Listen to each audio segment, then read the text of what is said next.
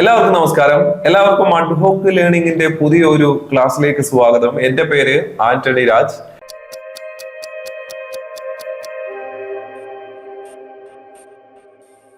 ഈ ക്ലാസ്സിൽ നമ്മൾ കറണ്ട് അഫയേഴ്സ് ആണ് പഠിക്കുന്നത്.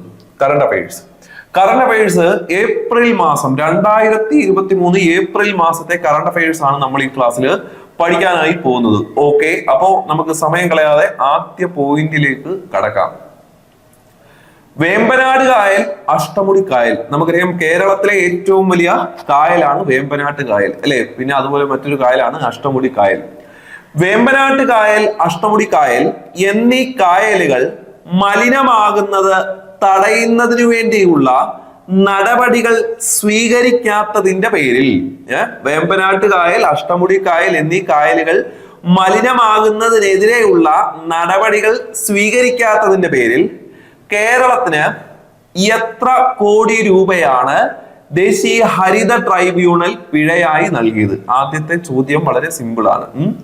വേമ്പനാട് കായൽ, അഷ്ടമുടി കായൽ ഇവ മലിനമാകുന്നത് തടയുന്നതിന് വേണ്ടിയിട്ട് പ്രത്യേകിച്ച് ഒന്നും സ്വീകരിക്കാതെ, ഒരു നടപടിയും സ്വീകരിക്കാത്തതിന്റെ പേരിൽ ദേശീയ ഹരിത ട്രൈബ്യൂണൽ കേരളത്തിന് 10 കോടി രൂപ പിഴ വിധിച്ചു. 10 കോടി രൂപ പിഴ വിധിച്ചു എന്നുള്ള കാര്യം ഓർത്തോണം. ദേശീയ ഹരിത ട്രൈബ്യൂണൽ, നാഷണൽ ഗ്രീൻ ട്രൈബ്യൂണൽ 2010 നിലവിൽ വന്നത് എന്ന പോയിന്റ് നിങ്ങൾ ഓർത്തു വെച്ചോളൂ. നാഷണൽ ഗ്രീൻ ട്രൈബ്യൂണൽ നിലവിൽ വരുന്നത് 2010. നാഷണൽ ഗ്രീൻ ട്രൈബ്യൂണലിന്റെ നിലവിലത്തെ ചെയർമാന്റെ പേര് ജസ്റ്റിസ് പ്രകാശ് ശ്രീനിവാസ്തവയാണ് നാഷണൽ ഗ്രീൻ ട്രൈബ്യൂണലിന്റെ നിലവിലത്തെ ചെയർമാൻ. നാഷണൽ ഗ്രീൻ ട്രൈബ്യൂണലിന്റെ നിലവിലത്തെ ചെയർമാന്റെ പേര് ജസ്റ്റിസ് പ്രകാശ് ശ്രീനിവാസ്തവ. പറഞ്ഞ 2 പോയിന്റുകൾ കൃത്യമായിട്ട് പഠിച്ച് വെക്കുക. ഇനി അടുത്തത് IPL ബന്ധപ്പെട്ട പോയിന്റ് ആണ്. Impact substitute player. IPL പുതിയതായിട്ട് കൊണ്ടുവന്നതാണ് ഇമ്പാക്ട് സബ്സ്റ്റിറ്റ്യൂട്ട് പ്ലെയർ. 11 പേരാണ് ഒരു ക്രിക്കറ്റ് ടീമിലുള്ളത്. ഈ 11 പേരിൽ കൂടാതെ 5 പേര് സബ്സ്റ്റിറ്റ്യൂട്ട് ആയിട്ട് കാണും. ഈ മാച്ചിന്റെ ഇടയ്ക്ക് ഇതിൽ ഒരാളെ ക്യാപ്റ്റന് പകരം ഈ 11 പേരിൽ ഒരാൾക്ക് വരെ ഈ 5 പേരിൽ നിന്ന് ഒരാളെ സെലക്ട് ചെയ്യാനായിട്ട് സാധിക്കും. അതാണ് ഇമ്പാക്ട് സബ്സ്റ്റിറ്റ്യൂട്ട് പ്ലെയർ എന്ന് പറയുന്നത്. ഓക്കെ, IPL ഇമ്പാക്ട് സബ്സ്റ്റിറ്റ്യൂട്ട് പ്ലെയറായി മത്സരിച്ച ആദ്യ താരമാര് ചെന്നൈയുടെ താരമായ തുഷാർ പാണ്ഡെയാണ്. IPL എന്ന് പറഞ്ഞാൽ അറിയാലോ, Indian premier league. IPL impact substitute പ്ലെയറായി കളിച്ച ആദ്യ താരമാണ് തുഷാർ പാണ്ഡെ. ഓർത്തു വെച്ചോളൂ കേട്ടോ, തുഷാർ പാണ്ഡെ. പരീക്ഷയ്ക്ക് വരാം. ഇനി അടുത്തത് നാറ്റോ. കേട്ടിട്ടുണ്ട് നാറ്റോ, അല്ലെ? North Atlantic treaty organisation. അതാണ് നാറ്റോയുടെ പൂർണ്ണരൂപം. North Atlantic treaty organisation 1949 April മാസം 4-ാം തീയതിയാണ് നാറ്റോ സ്ഥാപിതമാവുന്നത്. 1949 ഏപ്രിൽ മാസം 4-ാം തീയതിയാണ് നാറ്റോ സ്ഥാപിതമാവുന്നത്. വർഷവും ഡേറ്റും ഒന്ന് ഓർത്തു വെച്ചോളൂ. നാറ്റോയിൽ അംഗത്വം എടുക്കുന്ന അല്ലെങ്കിൽ നാറ്റോയിൽ അംഗമായ 31ാമത്തെ രാജ്യം ഏത്? പരീക്ഷയ്ക്ക് ചോദിക്കാം. നാറ്റോയിൽ അംഗമായ 31ാമത്തെ രാജ്യം ഏത്? അതാണ് ഫിൻലാൻഡ്. നാറ്റോയിൽ അംഗമായ 31ാമത്തെ രാജ്യമാണ് ഫിൻലാൻഡ്. നാറ്റോ എന്ന് പറഞ്ഞാൽ നോർത്ത് അറ്റ്ലാന്റിക് ട്രീറ്റി ഓർഗനൈസേഷൻ. നാറ്റോയിൽ അംഗമായ 31ാമത്തെ രാജ്യമാണ് ഫിൻലാൻഡ്. പഠിച്ചു വെക്കുക. ഓക്കെ, ഇനി അടുത്തത് കാംഗ്ര എന്ന് പറയുന്ന ഒരു തേയിലയാണ്. കാംഗ്രാറ്റി. പരീക്ഷയ്ക്ക് ചോദിക്കാം. കാംഗ്രാറ്റി ഏത് സംസ്ഥാനത്താണ്? കാംഗ്രാറ്റി ഉൽപ്പാദിപ്പിക്കുന്നത് ഏത് സംസ്ഥാനത്താണെന്ന് ചോദിക്കാം. പഠിച്ചു വെച്ചോണം. ഹിമാചൽ പ്രദേശ് കേട്ടോ. കാംഗ്രാറ്റി ഉൽപ്പാദിപ്പിക്കുന്നത് ഹിമാചൽ പ്രദേശ് ആണ്. കാംഗ്രാറ്റി ഉൽപ്പാദിപ്പിക്കുന്നത് ഹിമാചൽ പ്രദേശിലാണ്. എന്താണ് കാംഗ്രാറ്റിയുടെ ഇപ്പോഴത്തെ പ്രത്യേകത? യൂറോപ്യൻ യൂണിയന്റെ GI ടാഗ് ലഭിച്ചു. യൂറോപ്യൻ യൂണിയന്റെ GI ടാഗ് ലഭിച്ച കാംഗ്ര ടീ ഏത് സംസ്ഥാനത്ത്? ഹിമാചൽ പ്രദേശ്. എന്താണ് ഞാൻ പറഞ്ഞത്? യൂറോപ്യൻ യൂണിയന്റെ GI ടാഗ് എന്ന് പറഞ്ഞാൽ ജിയോഗ്രഫിക്കൽ ഇൻഡിക്കേഷൻ. യൂറോപ്യൻ യൂണിയന്റെ ജിയോഗ്രഫിക്കൽ ഇൻഡിക്കേഷൻ ടാഗ് ലഭിച്ച കാംഗ്ര ടീ ഏത് സംസ്ഥാനത്ത്? That is in Himachal Pradesh. Point ഓർത്തു വെക്കുക. അടുത്ത point very very important point ആണ് അടുത്തതോ. ഗോൾഡൻ ഗ്ലോബ് റേസ് അതായത് പായ്വഞ്ചി ഓട്ടം എന്ന് പേര് കേട്ടപ്പോൾ നിങ്ങൾക്കൊരു മലയാളിയുടെ പേര് ഓർമ്മ വന്നോ? എനിക്ക് ഓർമ്മ വന്നു. അഭിലാഷ് അല്ലേ? അഭിലാഷ് ടോമി. അതെ, അദ്ദേഹത്തെ കുറിച്ച് ഇവിടെ പറയാനുണ്ട്, ശ്രദ്ധിക്കൂ. ഗോൾഡൻ ഗ്ലോബ് റേസ് അല്ലെങ്കിൽ പായ്വഞ്ചി ഓട്ടം ഇതിൽ ഭൂമധ്യരേഖ അല്ലെ, ഭൂമിയെ രണ്ടായി തിരിക്കുന്നതാണ് ഏത്? ഭൂമധ്യരേഖ അല്ലെ. ഉത്തരമേഖല ദക്ഷിണ മേഖല എന്നിങ്ങനെ രണ്ടായിട്ട് ഭൂമിയെ തിരിക്കുന്നതാണ് ഭൂമധ്യരേഖ. സാങ്കല്പിക രേഖയാണ്, ഒറിജിനൽ അല്ല, സാങ്കല്പിക രേഖയാണ്. ജോഗ്രഫിയിലൊക്കെ നിങ്ങൾ ഇത് വിശുദ്ധമായിട്ട് പഠിക്കും ഭൂമധ്യരേഖയെ കുറിച്ച്. അപ്പൊ ഈ ഭൂമധ്യരേഖ മറികടന്ന ആദ്യത്തെ മലയാളിയാണ് അഭിലാഷ് ടോമി. ഒരു പോയിന്റ് കിട്ടിയോ? ഭൂമധ്യരേഖ മറികടന്ന ആദ്യത്തെ മലയാളി ആര്? അഭിലാഷ് ടോമി. ആ ഒരു പോയിന്റ് അവിടെ ഓർത്തോണേ. ഭൂമധ്യരേഖ മറികടന്ന ആദ്യത്തെ മലയാളി ആരാണ്? അഭിലാഷ് ടോമിയാണ്. 2 കണ്ടോ? 2. ഗോൾഡൻ ഗ്ലോബ് റേസിൽ 2ാം സ്ഥാനത്തെത്തി അഭിലാഷ് ടോമി. എന്താണ് ഞാൻ പറഞ്ഞത്? ഗോൾഡൻ ഗ്ലോബ് റേസ് പായ്വഞ്ചി ഓട്ടത്തിൽ 2ാം സ്ഥാനത്തെത്തി ആര്? അഭിലാഷ് ടോമി. 2ാം സ്ഥാനത്തെത്തി ഗോൾഡൻ ഗ്ലോബ് റേസിൽ അഭിലാഷ് ടോമിയുടെ പായ്വഞ്ചിയുടെ പേരെന്ത്? പരീക്ഷയ്ക്ക് ചോദിക്കാം. ഗോൾഡൻ ഗ്ലോബ് റേസിൽ അഭിലാഷ് ടോമിയുടെ പായ്വഞ്ചിയുടെ പേരാണ് ബനായത്ത്.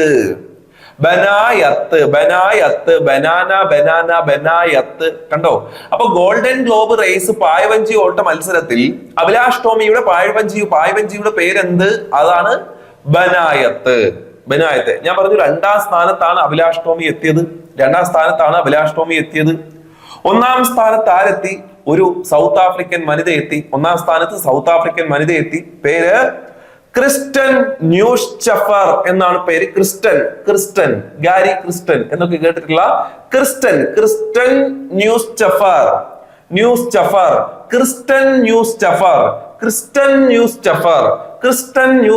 സൗത്ത് ആഫ്രിക്കൻ വനിതയാണ്. ഒന്നാമതെത്തി. ക്രിസ്റ്റൻ ന്യൂസ്ചഫറിന്റെ പായ്വഞ്ചിയുടെ പേരെന്ത്? മിന്നെ ഹാഹാ. കണ്ടോ? മിന്നെ ഹാഹാ. ക്രിസ്റ്റൻ ന്യൂസ്ചഫറിന്റെ പായ്വഞ്ചിയുടെ പേരെന്ത്? മിന്നെ ഹാഹാ. മറ്റേ പായ്വഞ്ചി അഭിലാഷ് ടോമിയുടെ പായ്വഞ്ചിയുടെ പേര് ബനായത്ത്. ക്രിസ്റ്റൻ ന്യൂസ്ചഫറിന്റെ പായ്വഞ്ചിയുടെ പേരെന്ത്? മിന്നെ ഹാഹാ. പഠിച്ചു നോക്കുക. ഇനി അടുത്തത്, റെയിൽവേ 100% വൈദ്യുതീകരിച്ച ഇന്ത്യയിലെ ആദ്യത്തെ സംസ്ഥാനം ഏത്? റെയിൽവേ 100% വൈദ്യുതീകരിച്ച ഇന്ത്യയിലെ ആദ്യത്തെ സംസ്ഥാനം ഏത്? സുഹൃത്തുക്കളെ പഠിച്ചു വെച്ചോളൂ. That is Haryana. കേട്ടോ? റെയിൽവേ 100% വൈദ്യുതീകരിച്ച ഇന്ത്യയിലെ ആദ്യത്തെ സംസ്ഥാനം ഏത്? That is Haryana. അതുപോലെ പത്മ പുരസ്കാരം ലഭിച്ചവർക്ക് 10,000 രൂപ പെൻഷൻ. പത്മ പുരസ്കാരം ലഭിച്ചവർക്ക് 10,000 രൂപ പെൻഷൻ നൽകാൻ തീരുമാനിച്ച ഇന്ത്യയിലെ സംസ്ഥാനവും ഹരിയാന. അപ്പൊ റെയിൽവേ 100% വൈദ്യുതീകരിച്ച ഇന്ത്യയിലെ ആദ്യത്തെ സംസ്ഥാനം ഏത്? That is Haryana. പത്മ പുരസ്കാരം ലഭിച്ചവർക്ക് 10,000 രൂപ പെൻഷൻ നൽകാൻ തീരുമാനിച്ച ഇന്ത്യയിലെ സംസ്ഥാനം ആദ്യത്തേത് ഏത്? That is Haryana. ഓർത്തു വെച്ചോളൂ. ഇനി അടുത്തത്, ഈ അടുത്തിടയ്ക്ക് വാർത്തകളിൽ ഒരുപാട് നിറഞ്ഞു നിന്നിരുന്ന ഒരെണ്ണമാണ് ചാറ്റ് GPT അല്ലെ. ചാറ്റ് GPT നമുക്ക് എന്തെങ്കിലും വിവരങ്ങൾ അറിയണമെന്നുണ്ടെങ്കിൽ AI സഹായത്തോടെ, ആർട്ടിഫിഷ്യൽ ഇന്റലിജൻസിന്റെ സഹായത്തോടു കൂടി ചാറ്റ് GPTയിൽ നിന്ന് നമുക്ക് കൂടുതൽ വിവരങ്ങൾ കൃത്യതയോടുകൂടി അറിയാൻ സാധിക്കും എന്നുള്ള കാര്യങ്ങളൊക്കെ നിങ്ങൾ അറിഞ്ഞു.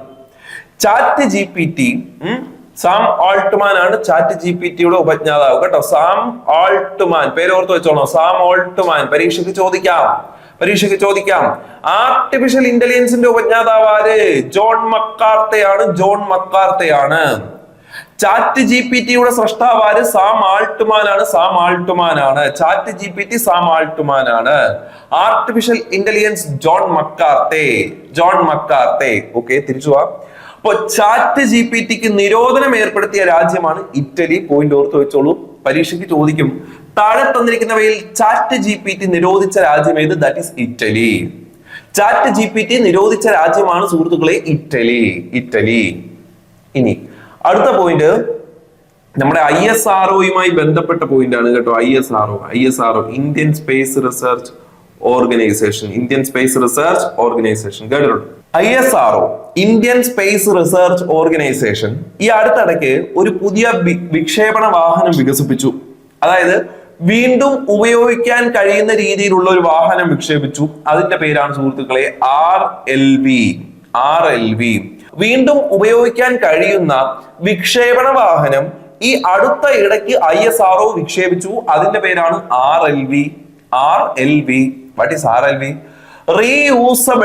Reusable launch vehicle. കണ്ടോ, reusable launch vehicle. RLV means reusable launch vehicle. അതാണ് RLVയുടെ പൂർണ്ണരൂപം. ഓർത്തു വെക്കുക. ഓക്കെ, ഇനി അടുത്തത് നെറ്റ് സീറോ എമിഷൻ. പരീക്ഷയ്ക്ക് ചോദിക്കാൻ നെറ്റ് സീറോ എമിഷൻ എന്താണ്? നെറ്റ് സീറോ എമിഷൻ ഹരിതഗൃഹവാതകങ്ങൾ അല്ലെ, അപകടകാരികളായ ഹരിതഗൃഹവാതകങ്ങൾ കുറയ്ക്കുന്നതിന് വേണ്ടിയുള്ള, നമ്മുടെ അന്തരീക്ഷത്തിൽ ഹരിതഗൃഹവാതകങ്ങൾ കുറയ്ക്കുന്നതിന് വേണ്ടിയുള്ള സംസ്ഥാന സർക്കാർ പദ്ധതിയുടെ പേരാണ് നെറ്റ് സീറോ എമിഷൻ. ഹരിതഗൃഹവാതകങ്ങൾ പോലെയുള്ള അപകടകരമായ വാതകങ്ങൾ അന്തരീക്ഷത്തിൽ കുറയ്ക്കുന്നതിന് വേണ്ടിയുള്ള സംസ്ഥാന സർക്കാരിന്റെ പദ്ധതിയുടെ പേരാണ് നെറ്റ് സീറോ എമിഷൻ. ഓർത്തു വെച്ചോളൂ, നെറ്റ് സീറോ എമിഷൻ. അടുത്ത പോയിന്റിലേക്ക് വരാം. ക്ലോണിംഗ് അല്ലെ, ക്ലോണിംഗ് എന്നൊക്കെ നമ്മൾ കൊച്ചു ക്ലാസ്സിൽ നമ്മൾ പഠിക്കാറുണ്ട്. ക്ലോണിങ്ങിന്റെ കാര്യമൊക്കെ.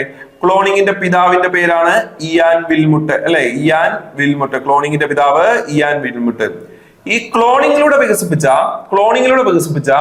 ഇന്ത്യയിലെ ആദ്യത്തെ ഗീർ പശുവിന്റെ പേരാണ് ഗംഗ എന്ന് വിളിക്കുന്ന കേട്ടിട്ടുണ്ടല്ലോ. അപ്പൊ ക്ലോണിങ്ങിലൂടെ വികസിപ്പിച്ച ഇന്ത്യയിലെ ആദ്യത്തെ ഗീർ പശുവിന്റെ പേരെന്ത്? ഗംഗ. പഠിച്ചോ, ഗംഗ. അടുത്ത പോയിന്റ് ആഷസ് എന്ന് പറയുന്നത് അല്ലെ, ആഷസ് എന്ന് കേട്ടിട്ടുണ്ട്. ക്രിക്കറ്റ് കളിക്കാർക്കൊക്കെ ഇച്ചിലൂടെ വ്യക്തമായിട്ടല്ലേ, വലിയ ക്രിക്കറ്റിനെ കുറിച്ച് കുറച്ചൊക്കെ അറിയാവുന്നവർക്കറിയാം. ആഷസ് വലിയൊരു ടെസ്റ്റ് മത്സരമാണ്. ആരൊക്കെ? ഇംഗ്ലണ്ടും ഓസ്ട്രേലിയയും തമ്മിൽ നടക്കുന്ന ടെസ്റ്റ് മത്സരമാണ് ഏത്? ആഷസ് എന്ന് പറയുന്നത്. ഈ ആഷസ് ടെസ്റ്റ് മത്സരം നിയന്ത്രിക്കുന്നതിനായിട്ട് തെരഞ്ഞെടുത്ത അമ്പയർമാരുടെ പാനലിൽ ഉൾപ്പെട്ട മലയാളിയുടെ പേരാണ് നിതിൻ മേനോൻ. ആഷസ് മത്സരം നിയന്ത്രിക്കുന്നതിനായിട്ട് തെരഞ്ഞെടുക്കപ്പെട്ട അമ്പയർമാരുടെ പാനലിൽ ഉൾപ്പെട്ട മലയാളിയുടെ പേരാണ് നിതിൻ മേനോൻ. പേര് ഓർത്തു വെച്ചോളൂ, നിതിൻ മേനോൻ. ഇനി അടുത്തത് എന്നാണ് ലോക ആരോഗ്യ ദിനം? That is April 7. പഠിച്ചു വെച്ചോളൂ, ഏപ്രിൽ 7. ലോകാരോഗ്യ സംഘടന സ്ഥാപിതമായതിന്റെ 75ാമത് വാർഷികമാണ് 2023 കേട്ടോ. ലോകാരോഗ്യ സംഘടന സ്ഥാപിതമായതിന്റെ 75ാം വാർഷികമാണ് 2023. സോ ലോകാരോഗ്യ ദിനം ഏപ്രിൽ 7. ലോകാരോഗ്യ ദിനമായ ഏപ്രിൽ 7ന്റെ 2023 പ്രമേയം എന്താണ്? ലോകാരോഗ്യ ദിനമായ ഏപ്രിൽ 7ന്റെ 2023 പ്രമേയം എന്താണ്? Health for all. എല്ലാവർക്കും ആരോഗ്യം. Health for all. ലോക ആരോഗ്യ ദിനം ഏപ്രിൽ 7. 2023 ലോക ആരോഗ്യ ദിനത്തിന്റെ പ്രമേയം എന്ത്?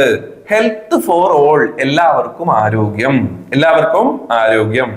അപ്പൊ ഈ ഒരു സൈഡിൽ നിങ്ങൾക്ക് പറഞ്ഞു തന്ന കാര്യങ്ങൾ മനസ്സിലായി എന്ന് വിചാരിക്കുന്നു. ഇനി അടുത്ത ഒരു സൈഡിലേക്ക് വരാം, ശ്രദ്ധിക്കൂ. 2023 കിളിമാഞ്ചാരോ പർവ്വതം കീഴടക്കിയ ഇന്ത്യൻ വനിതയുടെ പേരാണ് അഞ്ജലി ശർമ്മ. പോയിന്റ് ഓർത്തു വെച്ചോളൂ. എന്താണ് ഞാൻ പറഞ്ഞത്? 2023 കിളിമാഞ്ചാരോ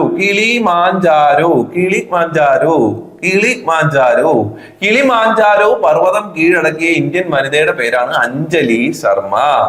അഞ്ജലി അഞ്ജലി അഞ്ജലി പാട്ടുണ്ടല്ലോ, കേട്ടിട്ടുണ്ട്. കിളിമാഞ്ചാരോ പാട്ടുണ്ട്. രണ്ടോടെ ഒന്ന് ഓർത്ത് വെച്ചു. അഞ്ജലി ശർമ്മ, അഞ്ജലി ശർമ്മ. ഇനി അടുത്തത് പുരുഷന്മാരുടെ 2020 ക്രിക്കറ്റ് മത്സരം. പുരുഷന്മാരുടെ 2020 ക്രിക്കറ്റ് മത്സരത്തിന് എന്താ കുഴപ്പം?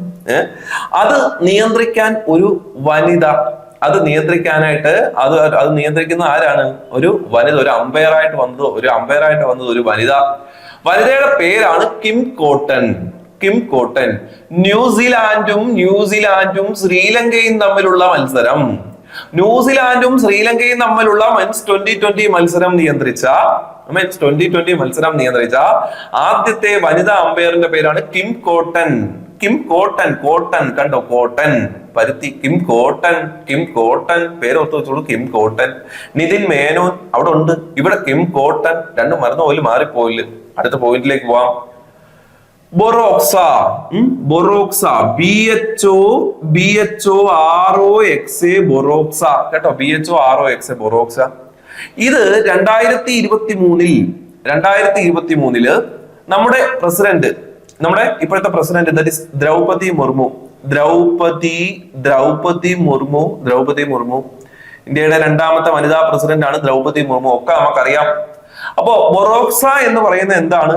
2023 നമ്മുടെ ഇന്ത്യയുടെ പ്രസിഡന്റ് ആയ ദ്രൗപദി മുർമു പുറത്തിറക്കിയ മൊബൈൽ ആപ്ലിക്കേഷന്റെ പേരാണ് ബൊറോക്സ. എന്താണ് ഞാൻ പറഞ്ഞത്? 2023 ദ്രൗപദി മുർമു നമ്മുടെ പ്രസിഡന്റ് പുറത്തിറക്കിയ മൊബൈൽ ആപ്ലിക്കേഷന്റെ പേരാണ് ബൊറോക്സ. ബൊറോക്സ ആപ്പ് എന്തിനു വേണ്ടി? ഈ ആപ്പ് എന്തിനു വേണ്ടി? ദാറ്റ് ഈസ് സ്ത്രീ സുരക്ഷ. അപ്പോ 2023 സ്ത്രീ സുരക്ഷയ്ക്ക് വേണ്ടി ദ്രൗപദി മുർമു നമ്മുടെ പ്രസിഡന്റ് പുറത്തിറക്കിയ മൊബൈൽ ആപ്ലിക്കേഷന്റെ പേര് ബൊറോക്സ. ഓർത്തു വെച്ചോളൂ, ബൊറോക്സ. അപ്പൊ ബൊറോക്സ ക്ലിയർ ആയി. ഇനി അടുത്തത് ബംഗ്ലാദേശ് നമ്മുടെ അയൽവാസിയാണല്ലോ ബംഗ്ലാദേശ്. അവിടോട്ട് വൈദ്യുതി കൊടുക്കുകയാണ്. ബംഗ്ലാദേശിലേക്ക് വൈദ്യുതി കൊടുക്കുന്നു. അതിനെന്താ? ബംഗ്ലാദേശിലേക്ക് വൈദ്യുതി കൊടുക്കുന്നത് ഒരു പ്ലാന്റിൽ നിന്നാണ്. ആ പ്ലാന്റിന്റെ പേരാണ് Godda plant. GODDA, Godda plant. അപ്പൊ പരീക്ഷയ്ക്ക് ചോദിക്കും, ഈ ഗൊഡ പ്ലാന്റ് എവിടെ? ജാർഖണ്ഡ്. ഒന്നുകൂടെ പറഞ്ഞുതരാം. ബംഗ്ലാദേശിലേക്ക് വൈദ്യുതി കൊടുക്കുന്നു. ഒരു പ്ലാന്റിൽ നിന്നാണ് കൊടുക്കുന്നത്. ഗൊഡ പ്ലാന്റ്. എവിടെയാണ് Godda plant? That is in Jharkhand. Godda plant എവിടെ? ജാർഖണ്ഡിലാണ്. ഇനി അടുത്തത്, അപ്പൊ അതും ക്ലിയർ ആയി. ദേശീയ ഇലക്ഷൻ കമ്മീഷനെ കുറിച്ച് ഒരു കാര്യം പറയട്ടെ. ദേശീയ ഇലക്ഷൻ കമ്മീഷൻ ദേശീയ പാർട്ടിയായിട്ട് ഈ അടുത്തിടെ പ്രഖ്യാപിച്ചത് ഏത് പാർട്ടി? That is AAP. കേട്ടിട്ടുണ്ട്. ആം ആദ്മി പാർട്ടി.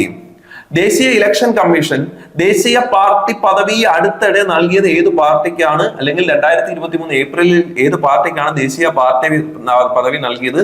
ആം ആദ്മി പാർട്ടി. ദേശീയ പാർട്ടി പദവിയുള്ള ഇതുവരെ നിലവിൽ 6 പാർട്ടികൾക്കാണ് ദേശീയ പാർട്ടി പദവിയുള്ളത്. ഏതൊക്കെയാണെന്ന് ചോദിച്ചാൽ Aam Aadmi party, BJP, CPM, BSP, NPP, Congress. BJP ഉണ്ട്, കോൺഗ്രസ് ഉണ്ട്, CPM ഉണ്ട്. BJP ഉണ്ട്, കോൺഗ്രസ് ഉണ്ട്, CPM ഉണ്ട്. ആം ആദ്മി പാർട്ടി, BSP ഉണ്ട്, NPP ഉണ്ട്. അതത്രയും ഓർത്തു വെച്ചുകൊള്ളുക. കഴിഞ്ഞ ഇടയ്ക്ക് ദേശീയ പാർട്ടി പദവി നഷ്ടമായ രാഷ്ട്രീയ പാർട്ടികളാണ് ഈ പറഞ്ഞവ. CPI ആണ് കേട്ടോ, CPI, NCP, തൃണമൂൽ കോൺഗ്രസ്. CPI-യും NCP-യും തൃണമൂൽ കോൺഗ്രസിനും ദേശീയ പാർട്ടി പദവി നഷ്ടമായി. CPI, NCP, Trinamool Congress. ഈ 2 ഫാക്ടുകൾ കൂടെ നിങ്ങൾ ഓർത്തു വെക്കുക, പരീക്ഷയ്ക്ക് ചോദിക്കാം. ഇനി അടുത്തത് H3N8. H1N1 എന്നൊക്കെ കേട്ടിട്ടില്ലേ? H3N8 എന്ന് പറയുന്നത് ദാറ്റ് ഈസ് എ പക്ഷിപ്പനി. H3N8 പക്ഷിപ്പനി ബാധിച്ച് ലോകത്താദ്യമായി മനുഷ്യർ അന്തരിച്ചത് എവിടെ? അത് വേറെങ്ങുമല്ല, ചൈന. H3N8 പക്ഷിപ്പനി ബാധിച്ച് ലോകത്ത് ആദ്യമായിട്ട് മരണം സംഭവിച്ചത് എവിടെ? ചൈനയിലാണ് സംഭവിച്ചത്. ചൈനയിൽ മരണം സ്ഥിരീകരിച്ചു. അപ്പൊ ആ ഒരു പോയിന്റ് ഓർത്തു വെക്കുക. ഇനി അടുത്ത പോയിന്റ് IPL-ലുമായി വീണ്ടും ഒരു പോയിന്റ്, IPL-ലുമായി ബന്ധപ്പെട്ട് വീണ്ടും ഒരു പോയിന്റ് പറയട്ടെ. ഇന്ത്യൻ പ്രീമിയർ ലീഗിൽ 200 മത്സരങ്ങൾ നയിച്ച ക്യാപ്റ്റൻ ആര്? ആദ്യമായിട്ടാണ് ഒരു 200 മത്സരം നയിക്കുന്ന ആദ്യത്തെ ക്യാപ്റ്റനായിട്ട് ആര് മാറി? MS ധോണി. ഓർത്തു വെച്ചോളൂ. IPL-ൽ 200 മത്സരങ്ങൾ നയിച്ച ആദ്യത്തെ ക്യാപ്റ്റൻ ആര്? തല. MS ധോണി. തല എന്ന് വിളിക്കും, ക്യാപ്റ്റൻ കൂൾ എന്ന് വിളിക്കും, റാഞ്ചിയുടെ രാജകുമാരൻ എന്നൊക്കെ വിളിക്കുന്ന MS ധോണി. ഇനി ഇന്ത്യയിലെ ലോകത്തിലെ ഏറ്റവും ഉയരം കൂടിയ പ്രതിമ നിലവിൽ ഇന്ത്യയിലാണെന്ന് നിങ്ങൾക്ക് അറിയാലോ. സർദാർ വല്ലഭായ് പട്ടേലിന്റെ പ്രതിമ ഗുജറാത്ത്. അതവിടെ നിൽക്കട്ടെ. ഇന്ത്യയിൽ അംബേദ്കറിന്റെ ഏറ്റവും ഉയരം കൂടിയ പ്രതിമ എവിടെ? അംബേദ്കർ നമുക്കറിയാം ഭരണഘടനയുടെ ശില്പി, ഇന്ത്യൻ ഭരണഘടനയുടെ ശില്പി ഡോക്ടർ BR അംബേദ്കർ.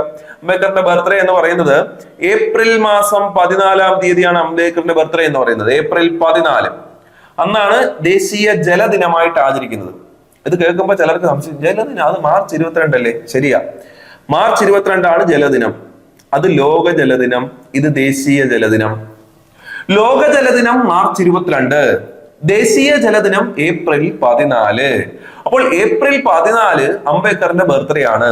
ഡിസംബർ മാസം 6-ാം തീയതിയാണ് അംബേദ്കറിന്റെ ചരമദിനം എന്നുള്ളതോടെ ഓർത്തു വെച്ചോളൂ. അംബേദ്കറിന്റെ ചരമദിനം എന്ന്? അംബേദ്കറിന്റെ ചരമദിനം ഡിസംബർ 6. അംബേദ്കറിന്റെ ചരമദിനം ഡിസംബർ 6. അന്നാണ് ഡിസംബർ 6 ആണ് മഹാപരിനിർവാൺ ദിവസമായിട്ട് ആചരിക്കുന്നത്. അംബേദ്കർ ബുദ്ധമതം സ്വീകരിച്ച വ്യക്തിയാണ്. മഹാപരിനിർവാൺ ദിവസ് എന്ന് ചോദിച്ചാൽ ഡിസംബർ 6 ആണ്. അപ്പൊ അത് നിങ്ങൾ ഓർത്തു വെച്ചോണം. നമ്മുടെ ഇവിടുത്തെ പോയിന്റ് അതല്ല. ഇന്ത്യയിലെ ഏറ്റവും ഉയരം കൂടിയ അംബേദ്കറിന്റെ പ്രതിമ നിലവിൽ വന്നത് എവിടെ? ഹൈദരാബാദ്. ഇന്ത്യയിലെ ഏറ്റവും ഉയരം കൂടിയ അംബേദ്കറിന്റെ പ്രതിമ നിലവിൽ വന്നത് എവിടെ? ഹൈദരാബാദ്. തെലങ്കാനയിലാണ് ഹൈദരാബാദ്. അതിന്റെ ഉയരം 125 അടിയാണ്. 125 അടിയാണ്. അംബേദ്കറിന്റെ പ്രതിമ ഹൈദരാബാദ് 125 അടി. അത്രയും കാര്യങ്ങൾ അവിടെ ഓർക്കുക. ശരി, ലാസ്റ്റ് പോയിന്റ് ശ്രദ്ധിക്കൂ. Jupiter IC moons explorer. ഒന്നും മനസ്സിലായില്ല അല്ലെ? ഒന്നുകൂടെ പറഞ്ഞുതരാം. Jupiter IC moons explorer. അതായത് ജൂപ്പിറ്റർ എന്ന് പറഞ്ഞാൽ ഒരു ഗ്രഹമല്ലേ? വ്യാഴമല്ലേ? വ്യാഴത്തെയും അതിന്റെ ഉപഗ്രഹങ്ങളെയും കുറിച്ച് പഠിക്കുന്നതിന് വേണ്ടിയിട്ട് ESA എന്ന് പറഞ്ഞാല് യൂറോപ്യൻ സ്പേസ് ഏജൻസി. വ്യാഴത്തെയും അതിന്റെ ഉപഗ്രഹങ്ങളെയും കുറിച്ച് പഠിക്കുന്നതിനായി യൂറോപ്യൻ സ്പേസ് ഏജൻസിയുടെ ദൗത്യത്തിന്റെ പേരാണ് Jupiter IC moons explorer. Jupiter IC moons explorer. ഇതിനൊരു പേരിട്ടു, ദാറ്റ് ഈസ് ജൂസ്. JUICE. ഇത് ജ്യൂസിന്റെ പൂർണ്ണരൂപമാണ് ഇപ്പൊ എഴുതിയേക്കുന്നത്. ജ്യൂസ്. ഓർത്തോളൂ. ജ്യൂസ് എന്ന് പറഞ്ഞാൽ എന്ത്? ജ്യൂസ് കുടിക്കുന്നത് അതല്ല. ജ്യൂസ് എന്ന് പറഞ്ഞാൽ വ്യാഴത്തെയും അതിന്റെ ഉപഗ്രഹങ്ങളെയും കുറിച്ച് പഠിക്കുന്നതിനായുള്ള യൂറോപ്യൻ സ്പേസ് ഏജൻസിയുടെ ദൗത്യത്തിന്റെ പേരാണ് ജ്യൂസ്. ജ്യൂസിന്റെ പൂർണ്ണരൂപമാണ് ജൂപ്പിറ്റർ IC മൂൺസ് എക്സ്പ്ലോറർ. ഓർത്തു വെച്ചോളൂ. എന്നാണ് ഇത് വിക്ഷേപിക്കുന്നതെന്ന് അറിയാവോ? 2023 ഏപ്രിൽ മാസം 14-ാം തീയതി. ഏപ്രിൽ 14 അംബേദ്കറിന്റെ ബർത്ത്ഡേ ആണ്. അതുകൂടെ കണക്ട് ചെയ്തു. 2023 ഏപ്രിൽ മാസം 14-ാം തീയതിയാണ് ഇത് പരീക്ഷിക്കുന്നത് യൂറോപ്യൻ സ്പേസ് ഏജൻസി. ഇത് വാഹനത്തിന്റെ പേരെന്ത്? വാഹനത്തിന്റെ പേര് ഏരിയൻ 5. ഏരിയ അല്ല കേട്ടോ, ഏരിയൻ 5. ജൂസി പരീക്ഷിച്ച വാഹനത്തിന്റെ പേരാണ് ഏരിയൻ 5. തെക്കേ അമേരിക്കയിലെ ഫ്രഞ്ച് ഗയാനയിൽ നിന്നാണ് ഇത് പരീക്ഷിക്കുന്നത്. തെക്കേ അമേരിക്കയിലെ ഫ്രഞ്ച് ഗയാനുള്ള കൃത്യമായിട്ട് പറഞ്ഞാൽ കൗറു എന്ന് പറയുന്ന വിക്ഷേപണ സ്ഥലത്ത് നിന്ന് തെക്കേ അമേരിക്കയിലെ ഫ്രഞ്ച് ഗയാനയിലുള്ള കൗറു എന്ന വിക്ഷേപണ സ്ഥലത്ത് നിന്നാണ് ഈ പറയുന്ന ജൂസ് എന്ന് പറയുന്ന ദൗത്യം പരീക്ഷിക്കുന്നത്. ഈ ഒരു പോയിന്റ് കൂടെ എന്ത് ചെയ്യണം, നിങ്ങൾ അവിടെ ഓർത്തിരിക്കണം കേട്ടോ. അപ്പൊ 2023 ഏപ്രിൽ കറണ്ട് അഫയേഴ്സ് ഭാഗങ്ങളാണ് നമ്മൾ ഇത്രയും നേരം പഠിച്ചുകൊണ്ടിരുന്നത്. ഇത്രയും കാര്യങ്ങൾ നിങ്ങളൊന്ന് മനസ്സിലാക്കി വെക്കുക. എല്ലാവർക്കും നന്ദി.